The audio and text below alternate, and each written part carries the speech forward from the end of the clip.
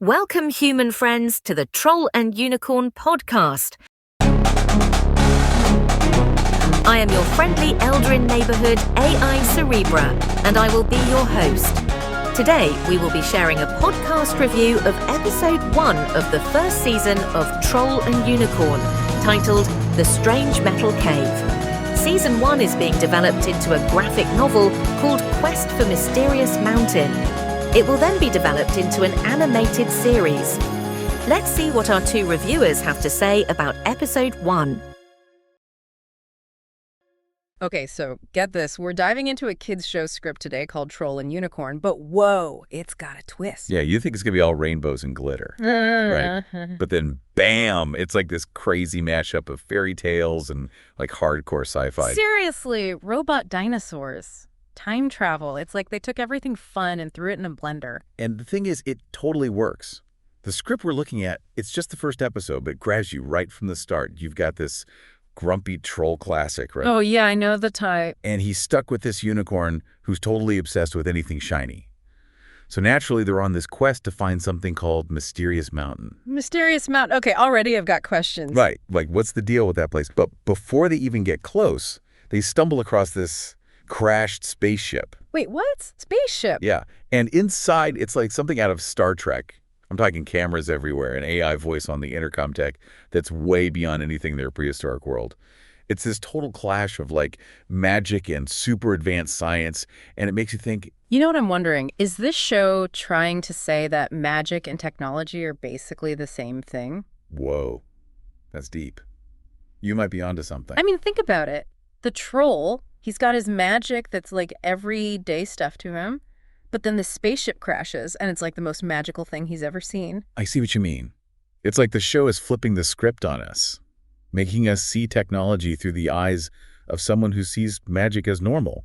That's pretty clever. Right. And of course, it wouldn't be a Troll and Unicorn episode without things going a little bit sideways. Oh, tell me about it. The script does not disappoint. The unicorn's wandering around the spaceship, right? And he spots this glowing orb. He's drawn to it like a moth to a flame, but guess what? Don't tell me. It's the ship's engine. Worse, it's the reactor core. And guess what happens next? Oh, man. Please tell me Unicorn didn't. Oh, he did. He touches it, and boom, Meltdown City. Classic Unicorn. So what happens? How do they get out of that mess? This is where things get really wild. They're running for their lives, dodging like robot dinosaurs, and then somehow they end up teleporting all over the place, even catching a glimpse of some crazy alien world. It's pure chaos. Okay, but hold on. Remember those cameras we were talking about? The ones in the spaceship? Oh, yeah. Don't tell me. Well, it turns out someone's been watching Troll and Unicorn this whole time. Wait, seriously? Who? That's the big mystery. The script only gives us these little glimpses of this shadowy figure, but they're controlling some kind of matter stream through a wormhole. A matter stream. Okay, now that's just showing off. Right. And get this, the name Paleotech keeps popping up. Paleotech sounds ominous, like some evil corporation in a sci-fi movie. Right. It makes you wonder, are they behind all of this? Did they crash the spaceship on purpose? Maybe to send those two kids back in time. Wait, what kids? Oh, yeah, I forgot to mention. So in the middle of all this chaos, two kids from the future, Susie and Timmy, they crash land in their own little escape pod right near Troll and Unicorn. You're kidding me. So now we've got time travel in the mix, too. Oh, yeah. This show does not hold back. And what do the kids do? Are they freaking out about being stuck in the past with a troll and a unicorn? You'd think so, right? But nope. They're surprisingly chill about the whole thing. Like, it's just another day at the office. That's hilarious. Are they even fazed by anything? I mean, Timmy's obsessed with this laser gun he found. But Susie, she's already calling the shots. She's the one who figured out how to use the transporter. Sounds like she's got a head on her shoulders. Yeah. But all this makes you wonder, are Susie and Timmy just random kids caught in the crossfire? Or is there something more to them? Are they the key to this whole thing? Those are some good questions. And honestly, after reading this first episode, I have even more about, like, what is Mysterious Mountain? Why does it sound so important? And who is that mysterious figure pulling all the strings? This script is like a puzzle box. Yeah. Every time you think you're getting close to figuring it out, it throws another curveball at you. And you know what? I kind of love that. It keeps you guessing. It makes you want to know more. It's like they threw these kids into the mix just to mess with our heads a little. Yeah. Like, were we really sure what's real and what's not anymore? Well, and, we keep coming back to that whole magic versus technology thing. Right. It's like everywhere you look in this script, It's asking you to decide, is that magic or is that just really, really advanced tech? Exactly. I mean, think about that reactor core meltdown. It's like a magical artifact. Actually, right?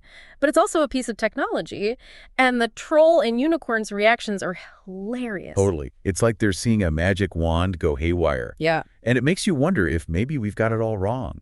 What if magic is just technology that we don't understand yet? Whoa. Okay, you just blew my mind a little. Yeah. But it kind of makes sense, right? Like, imagine showing a smartphone to someone from 1,000 years ago. Exactly. They probably think it was magic. And, there's that famous quote, any sufficiently advanced technology is indistinguishable from magic. I think it was Arthur C. Clarke who said that. He was onto something for sure. But then this script takes it a step further, because it's not just about mistaking tech for magic. It's about how those two things interact in this really weird way. Yeah, it's like the show wants us to question our own definitions. Yeah. Like, what even is magic? What makes something technology? And where do we draw the line? And speaking of lines, this show totally blurs the lines of time, too. Like, what with Susie and Timmy coming from the future and that mysterious paleotech figure messing with the matter stream. Okay, but let's be real for a second. The time travel stuff, it's all over the place, right? But somehow it works.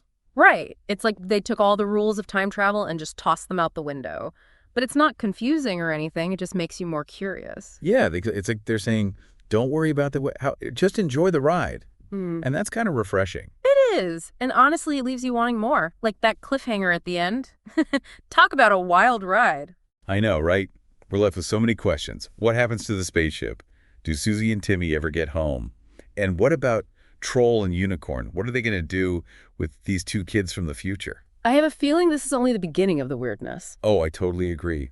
This script is like a rabbit hole. And we've only just started to go down it. Okay, so out of everything we've talked about, what stands out to you the most? Like, what's your biggest takeaway from this first episode? Honestly, it's the characters. Yeah. Yeah, we've got all this crazy sci-fi stuff happening. Yeah. But at its core, it's a story about these four really different characters thrown together in this impossible situation. And you've got Troll and Unicorn, right? They're like a magical comedy duo. Exactly. But then you add Susie and Timmy to the mix, and suddenly it's like this whole new dynamic. And we don't know much about them yet, but you can tell they're going to shake things up. Oh, for sure. Especially Susie. She seems like she's got a plan. Yeah, she's definitely one to watch. And you know what else I find interesting? We keep talking about Mysterious Mountain, but we never actually see it in this episode. That's true. It's like this big question mark hanging over everything. Right. It makes you wonder, is it really as mysterious as it sounds? Or is it just a normal mountain that's gotten caught up in all this craziness? Ooh, maybe it's both. Maybe it's just a mountain, but it's also like a symbol for something else. Now you're thinking.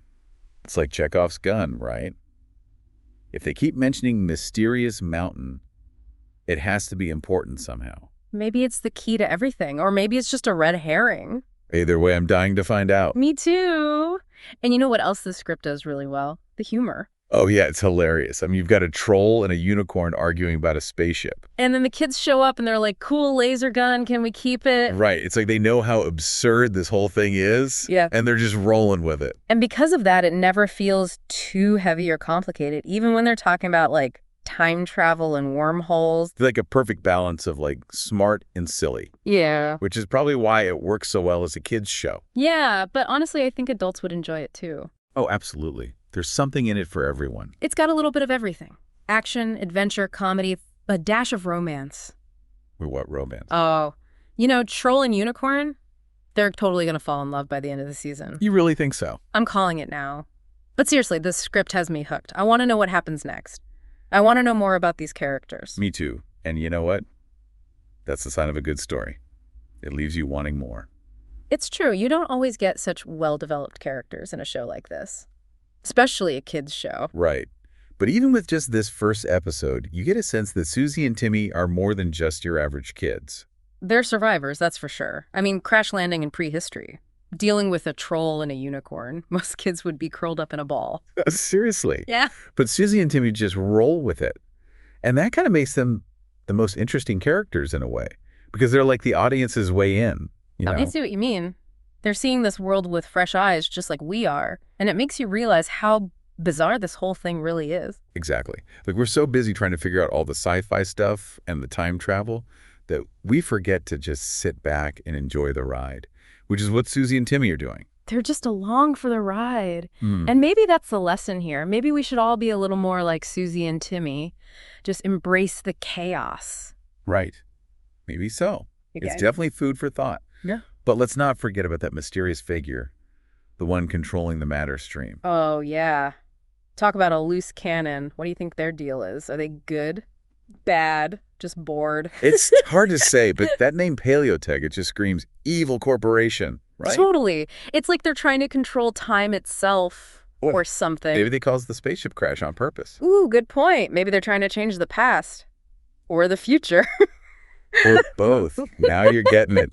This show is messing with our heads in all the right ways. Okay, but let's talk about Mysterious Mountain for a second, because we've been dancing around it this whole time. What do you think it represents? You know what I think? I think it's a MacGuffin. A what now? A MacGuffin. It's this thing in storytelling where there's this object or a place that seems super important, but in the end, it doesn't really matter what it is. Okay, so you're saying Mysterious Mountain? It's just there to get the plot moving. Exactly. It's like the carrot on stick. It keeps the characters and the audience guessing. Interesting theory. But even if it is a MacGuffin, it still makes you think, right? Like, what is it about a mysterious mountain that just draws us in? It's primal. Mm-hmm. We've been telling stories about mysterious mountains for centuries. True that. And this script taps into that. It uses that primal fear and wonder to keep us hooked. And that's the genius of it all. Mhm. It takes these familiar elements, trolls, unicorns, mysterious mountains, and combines them with these wild sci-fi concepts. And somehow it all works. It's funny, it's exciting, and it makes you think, which is more than you can say for a lot of shows out there. I know, right? This troll and unicorn script, it's a wild ride from start to finish. It's definitely not your average kids show, that's for sure. But you know what? I think that's a good thing. Absolutely. Sometimes it's good to shake things up, to challenge our expectations. And this script does exactly that. It makes you wonder, if a kids show can be this thought-provoking, what else are we missing out on? Right. It's like a reminder to never underestimate the power of a good story, no matter how silly or strange it might seem. Well said. So to all our listeners out there, if you ever get the chance to watch an episode of Troll and Unicorn, do it. You might be surprised at what you discover. And in the meantime, keep exploring, keep asking questions, and keep those imaginations running wild. Because you never know what you might find hiding just around the corner. Or in this case, just beyond the mysterious mountain. So, what did you think of our first podcast? By the way, the music that you were listening to is the theme tune to the animated series. Let us know what you think in the comments, and if you like this video, please click that like and subscribe button. It really helps the channel. Bye for now.